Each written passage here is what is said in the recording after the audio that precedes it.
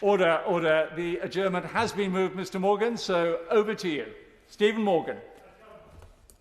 Thank you, Mr Deputy Speaker, and happy St David's Day. I rise to speak about the ongoing issues faced by leaseholders in my constituency and across the country in securing funds for the remediation of unsafe non-ACM cladding systems through the Building Safety Fund.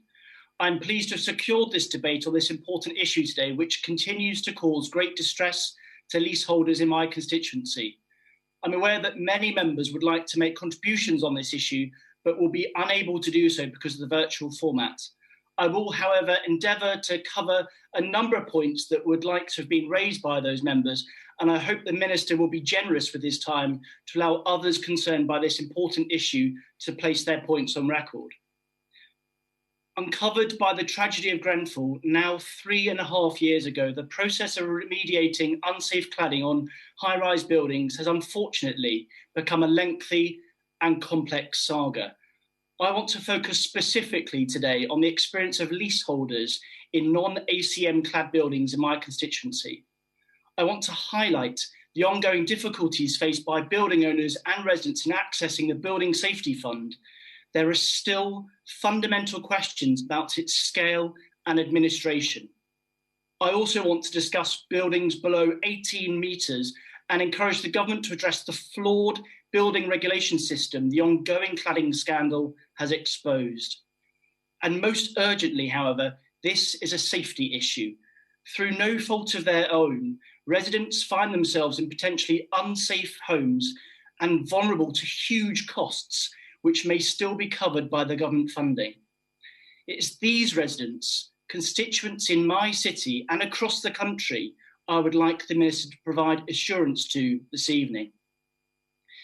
There are a number of buildings with unsafe non-ACM cladding in Portsmouth. MHCLG figures tell us that so far 23 of those made applications to the Building Safety Fund. Residents in these buildings have suddenly found themselves in unsafe homes and potentially liable to astronomical costs for remediation. This lets down everyone, from first-time buyers to pensioners. And as one of my constituents put it best when she wrote to me recently, I may be asked to contribute between £20 to £1,000 towards remediation. I'm retired and I have very little income.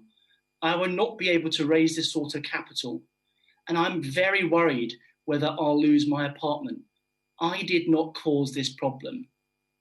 In many cases, these leaseholders are unable to sell their homes due to inconsistent EWS1 processes and are so confined to long and nerve-wracking waits to see if their building would obtain government funding. In addition to the obvious financial pressures, I don't believe the mental health and well-being implications have been properly discussed. Since this debate was originally secured, the government has taken welcome steps forward. The creation and enhancement of the Building Safety Fund are welcome, but there are still large holes in the safety net. Mr Deputy Speaker, I have been contacted by leaseholders and property management companies who have registered by the original July deadline and have been given no information on whether they will be invited to make an application to the fund. No sense of the length of time they will have to wait for a decision, and no direct means of contact to obtain clarity on the situation. Separately, Portsmouth City Council has registered 14 blocks with the fund.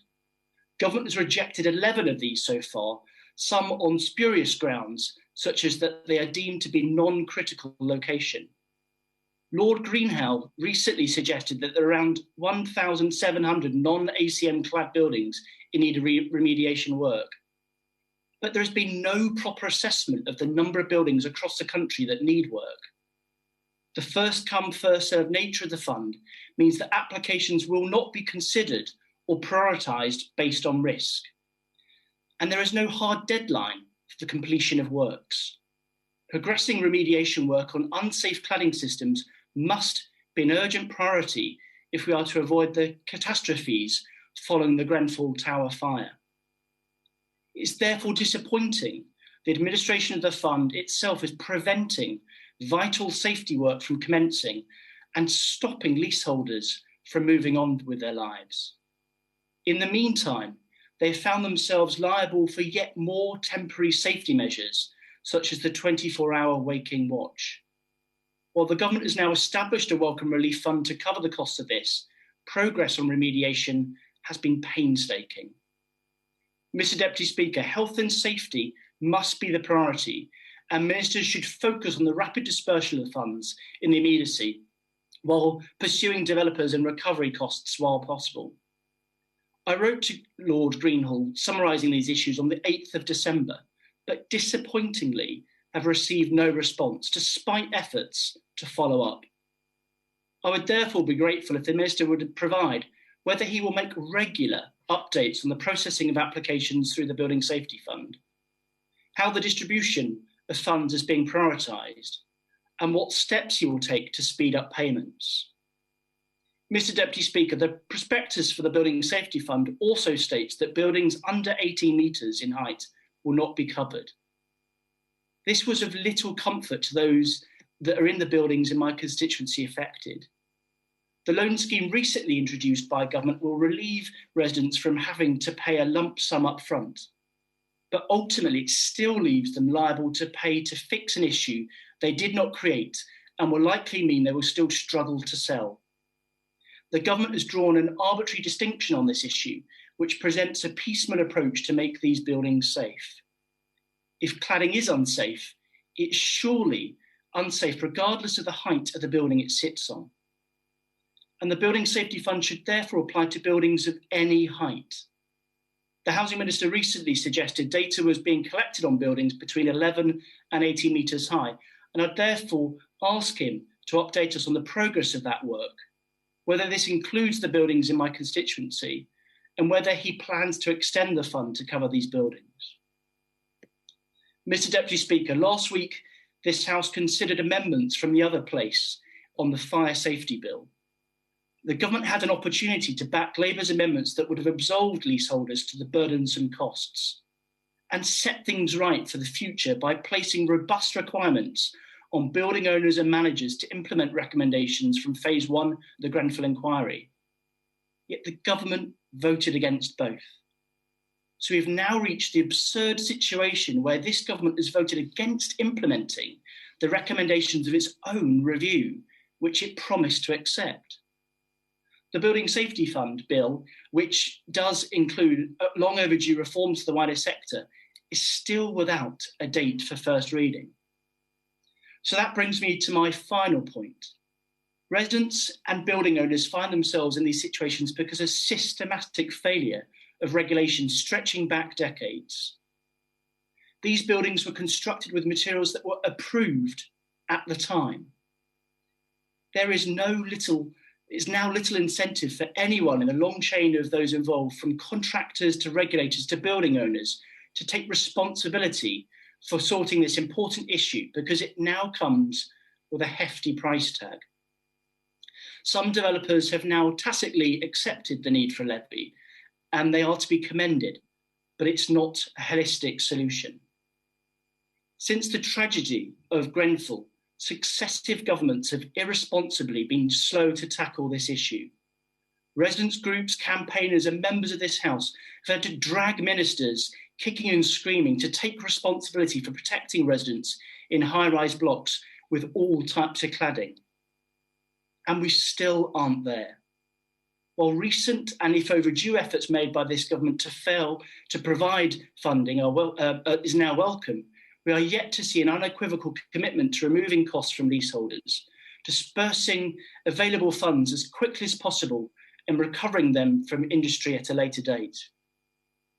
On the latter issue, the government is not using important convening power to set expectations of developers, contractors and insurers that would benefit leaseholders who have been affected. Mr. Deputy Speaker, I'd like to conclude by summarising my ask as the Minister. First, that the government must finally lift the cost burden of leaseholders and redouble efforts to recover funds from the sector. It should distribute funds as quickly as possible and set a hard timeline for completion of remediation works. It must recognise and repay interim funds in full. And finally, it must make sure legislation includes a clear, regulatory framework with a common standard to make sure this never happens again. Mr. Deputy Speaker, building safety issues threaten to turn dream homes into a nightmare for my constituents. The government must keep to its promise that leaseholders will not pay for the consequences of its cladding crisis. Thank you. Thank you very much, Mr. Morgan. Matt Rodda. Thank you, Mr. Deputy Speaker, and I'm very grateful for the opportunity to add to this debate tonight. I would also like to thank my honourable friend for his excellent speech in which he covered such a wide range of very serious issues which are felt by residents in towns and cities across the country. In my constituency in Reading and Woodley, we have exactly the same set of problems that he so eloquently outlined affects the city of Portsmouth. And I understand from many colleagues across the whole country this is a very serious national problem. Indeed, it's fair to say it's a national scandal. 3 years after Grenfell, we still don't have the full set of effective measures ready by the government to take action against these terrible fire safety problems.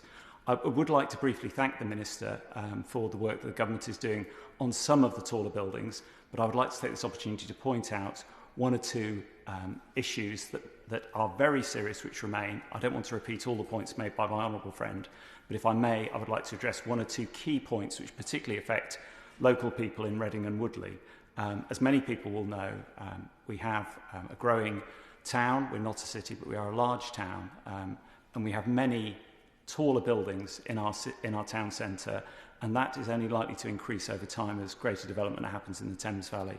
And the same picture is experienced across the whole of Berkshire and indeed across much of England and the wider UK. The two or three key points I would like to make are really about the nature of the problem and the range of issues that go beyond the very tall blocks which have the Grenfell-style cladding. Firstly, on the height of the blocks, I do think it's very important to underline the points made by my honourable friend that there are many blocks which are under 18 metres. Indeed, the majority of blocks in Reading town centre of any description, whether they have problems or not, are way below that height. However, they are tall enough to be difficult for members of the public to escape from if there was an emergency. And what we're seeing in our area is a number of issues in blocks of that height, both from Grenfell-style ACM cladding and from other types of cladding, and indeed other problems. So first of all, I would like to ask the Minister to reassess the difficulties facing residents living in blocks of under 8 metres.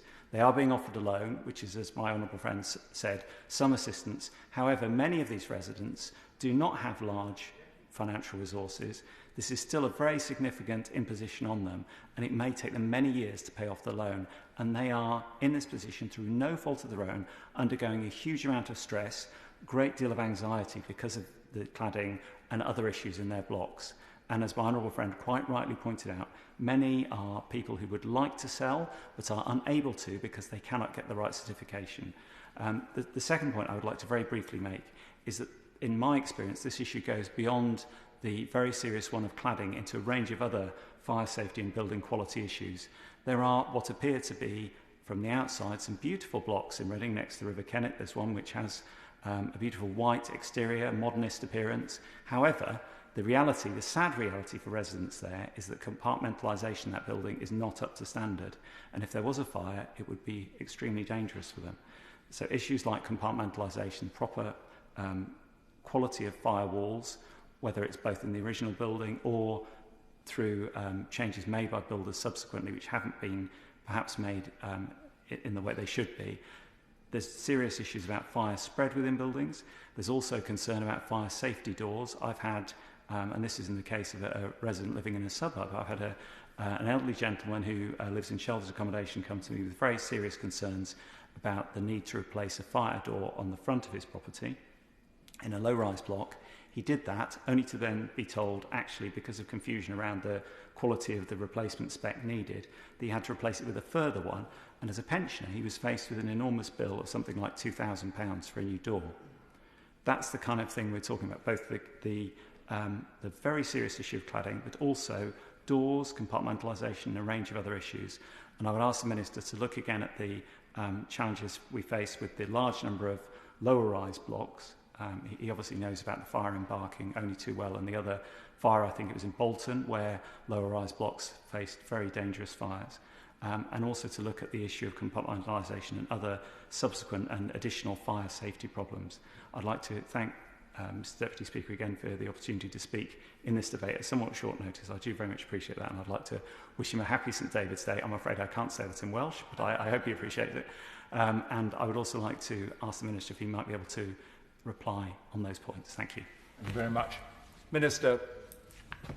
Thank you, Mr Deputy Speaker, and may I last, if not least, wish you and all other members of the House a very happy St David's Day.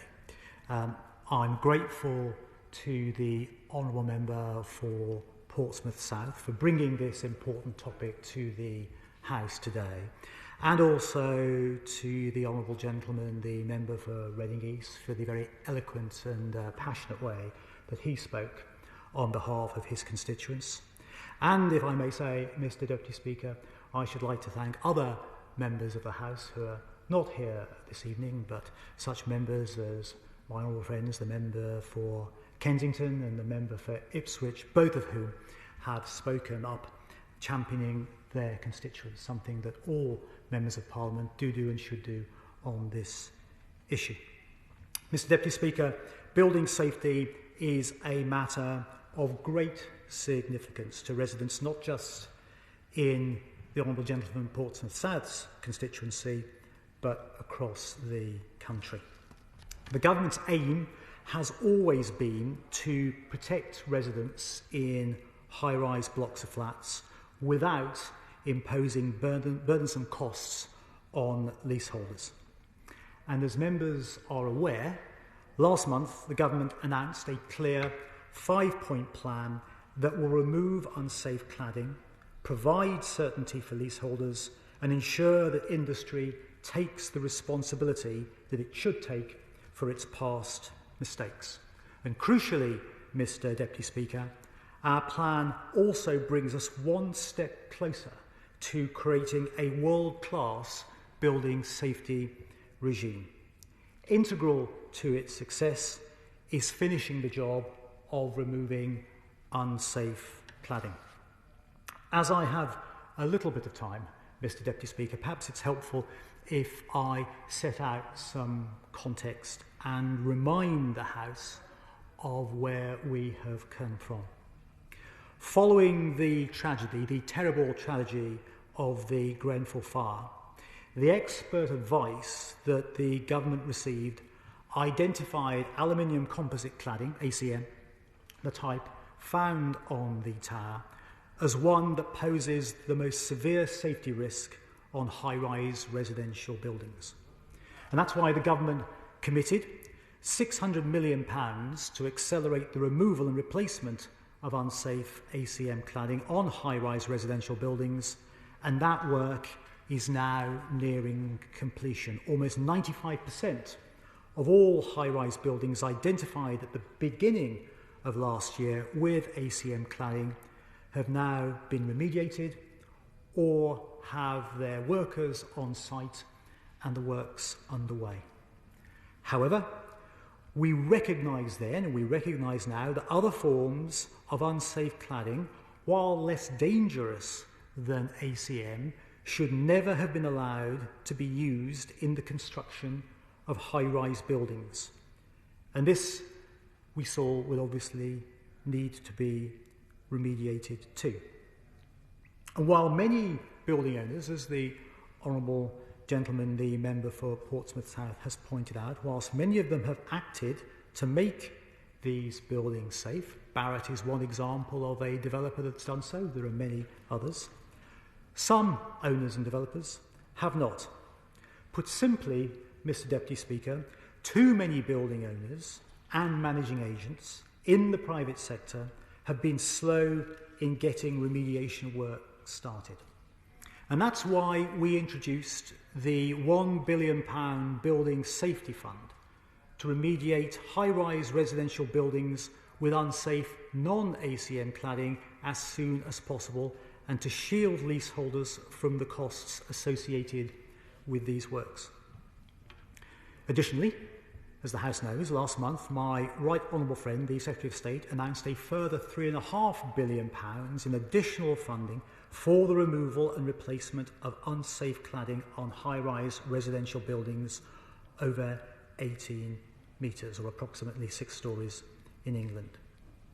We've always been clear, though, that public funding does not absolve the industry from taking responsibility for its own failures. In many cases, we have seen developers and building owners, as I say, rightly correcting the defects they have created. Indeed, they've done so in more than half of the high-rise private sector buildings with unsafe ACM cladding. And the position of the government remains, as we would expect, that developers, investors and building owners who have the means to pay do so. Do the right thing and cover the costs of remediation of other unsafe cladding without passing on costs to leaseholders. However, in many moving cases, and the Honourable Gentleman, the Member for Portsmouth South, has mentioned a number, it's clear that building owners or their management agents have passed on significant remediation costs to leaseholders without any regard to the affordability of those measures. The Secretary of State knows, Lord Greenhalgh, who leads on this area for the government, knows. Residents are extremely worried because of the situations in which they find themselves. The safety of their home in jeopardy and their life savings with it. Lord Greenhalgh has had many meetings with cladding campaigners. Indeed, only recently he spoke to the APPG on fire safety and leasehold reform. He is clear, the government is absolutely clear, that this distressing situation is completely unacceptable, and we are bringing it to a swift end by ensuring that leaseholders are no longer hit with such bills. Under our risk-based approach, as identified by the report of Dame Judith Hackett, the government funding will focus on high-rise buildings, where the independent advisory panel has been clear that the highest risk lies. It is long-standing expert, independent advice that height is a central factor in assessing risk. The Fire Chiefs Council says so, the Building Research Establishment says so, the independent panel also says so. Taller buildings house more people, and when combined with combustible cladding, they are least likely to safely evacuate, which means the overall risk from a fire is greater than in lower rise buildings, sometimes 4 times greater the risk. That is why we're making sure that these buildings are remediated and have provided grants to get this done quickly. It's right, Mr. Deputy Speaker, that the government prioritises action on higher rise buildings. Between 11 and 18 metre buildings, as has been mentioned by the honourable members for Portsmouth South and Reading East, the risk profile of buildings is different and will not always require the same level of remediation when risks are identified.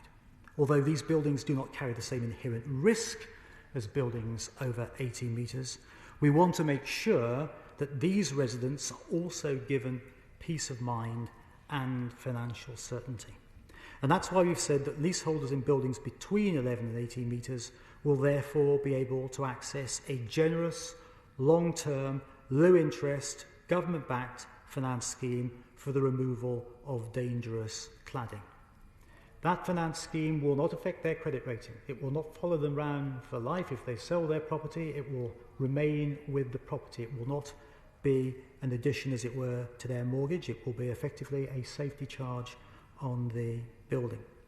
As part of the financing scheme, leaseholder payments towards such remediation costs will be capped at a maximum of £50 a month for work that could potentially run into tens of thousands of pounds. And we think that this is a fair solution which provides the support that leaseholders expect which will restore confidence in the risk and lending sectors and restore proportionate risk and value assessments, so value can be properly reascribed to these properties, whilst not unfairly burdening taxpayers, many of whom, of course, are not homeowners themselves. It's the COVID nurse doing the double shift in the hospital. It's the shelf stacker in the Tesco Metro in Reading or in Portsmouth. We have to be conscious that it's taxpayers' money that we are dispersing,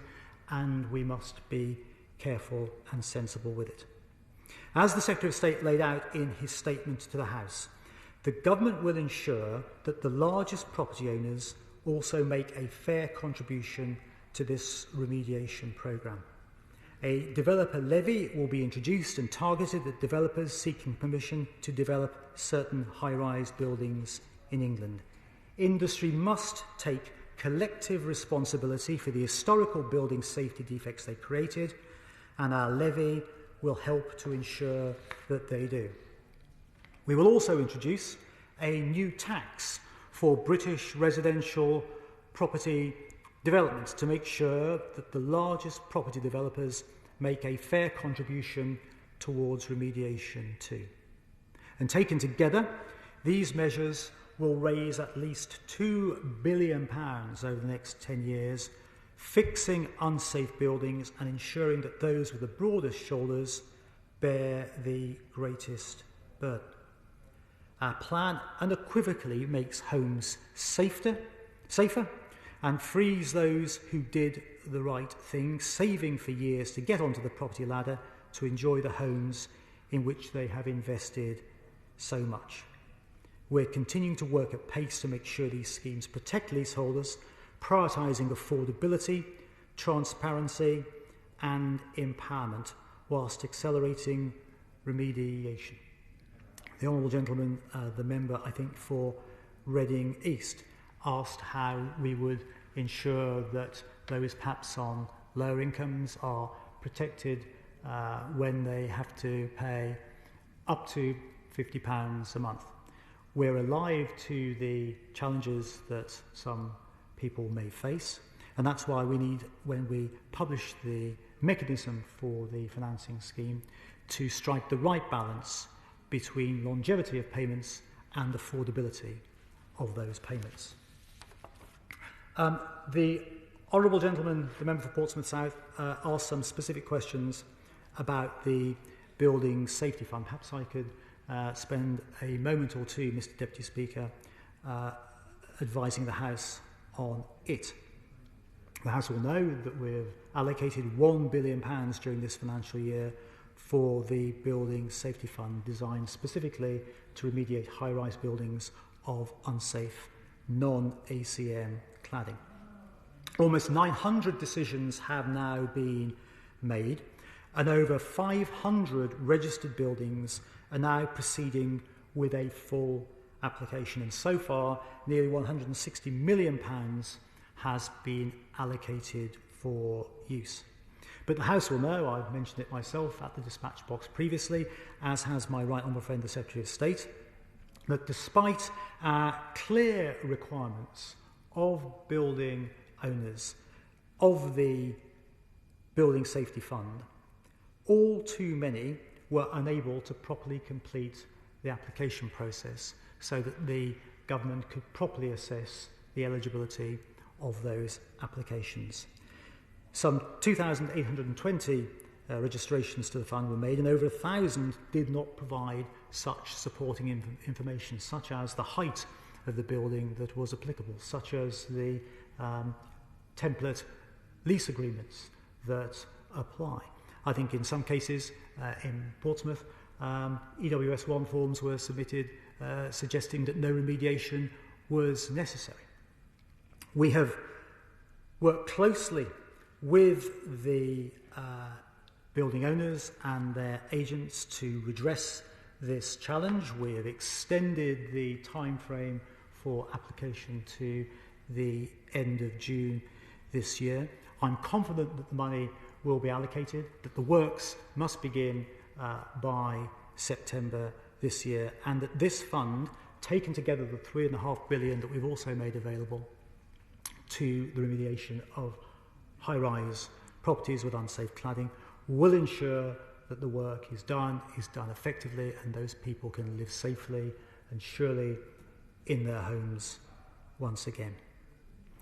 But I should say, Mr. Deputy Speaker, that all registrants should continue to ensure that everything is done in the meantime to maximise the pace of remediation and continue to make progress with their applications to the fund, because we want this work to get on and complete as quickly as possible.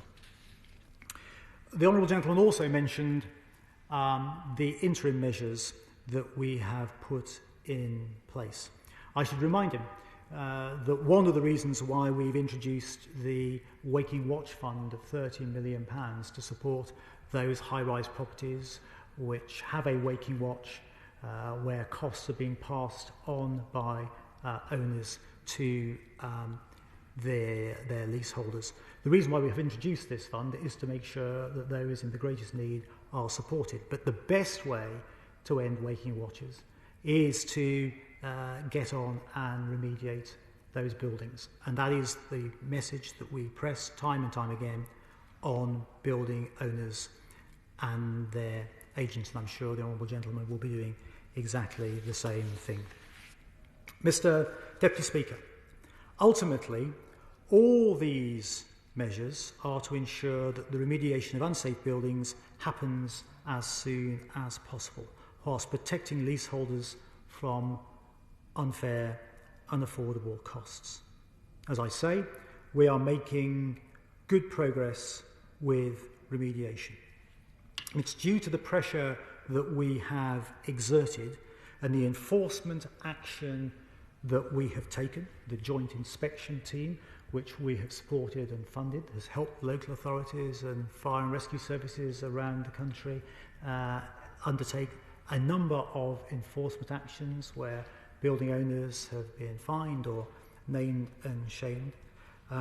That work has really contributed, I think, to the pressure that we are now exerting and are now seeing the results of.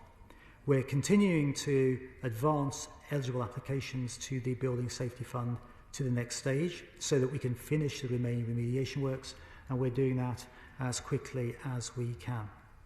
We've also appointed specialist consultants to further increase the pace of remediation and get the job done. We've also spent £700,000, Mr. Deputy Speaker, on the recruitment of 2,000 fire and risk assessors.